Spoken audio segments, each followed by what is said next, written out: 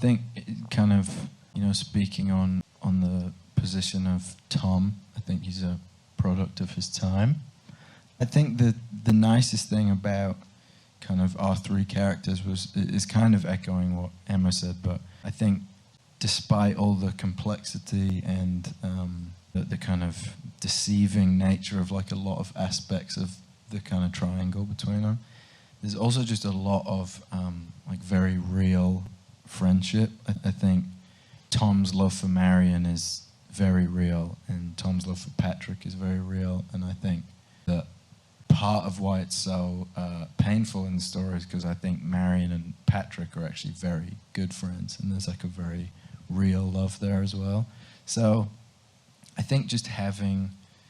that kind of duality of everything not being so kind of black and white in terms of, well, you've wronged me and that means I don't like you anymore, and all that kind of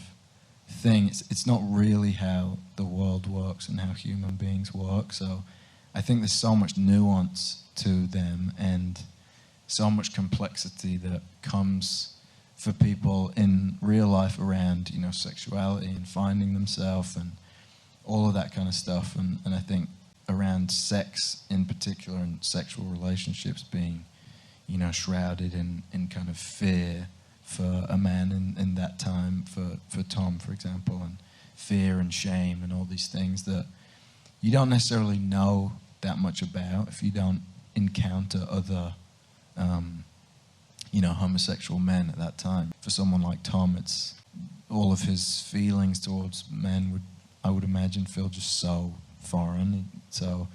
I think just kind of anytime it's that complex and you're getting to play with like actual nuanced kind of human emotion is really nice.